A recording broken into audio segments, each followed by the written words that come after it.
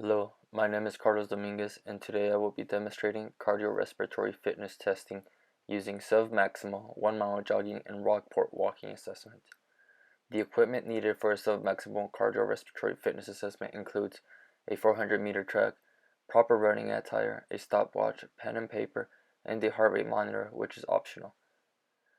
For the 1-mile jogging test, it is recommended to perform a 2 to 3 minute warm-up that includes dynamic stretching.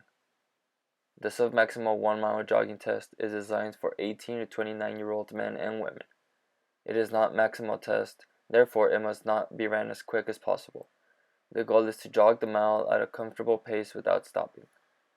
The time elapsed for the mile should be at least 8 minutes for men and 9 minutes for women. Immediately following the completion of the 1-mile jog test, a pulse exercise heart rate should be measured. To measure my heart rate, I used the tips of my index and middle finger and placed them on my carotid artery.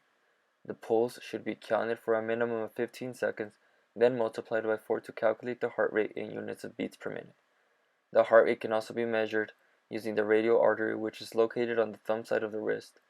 The index and middle finger should be placed over the radial artery and must be taken for a minimum of 15 seconds as well. The heart rate should not exceed 180 beats per minute.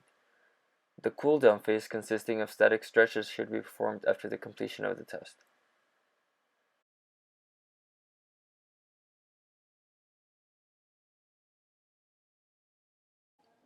This is the formula I used to calculate my VO2 max for the 1-mile jogging assessment. The gender variable for males is substituted with a 1 and a 0 for females. The heart rate is the number of beats counted for 15 seconds, which is then multiplied by 4.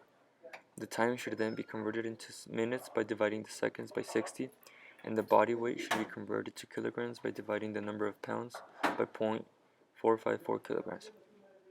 My VO2 max was 51.61 milliliters per kilogram per minute, which I got by plugging in my values.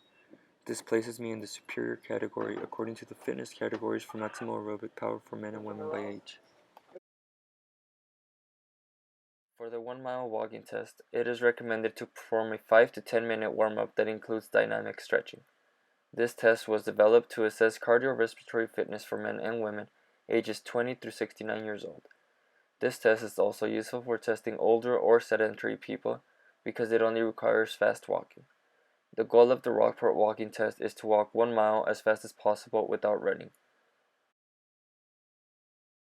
Immediately after testing, a post-exercise heart rate is taken at the carotid artery or the radial artery at the thumb side of the wrist. A cool-down phase consisting of static stretches should also be performed for the walking test.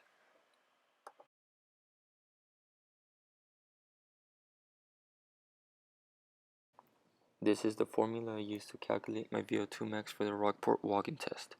The gender variable for males is substituted with the 1 and the 0 for females. The heart rate is the number of beats counted for 15 seconds, which is then multiplied by 4. The time should then be converted into minutes by dividing the seconds by 60. The body weight will remain in pounds and my age in years. My VO2 max was 36.17 milliliters by kilograms per minute, which I got by plugging in my values. This places me in the fair category according to the fitness categories for maximal aerobic power for men and women by age.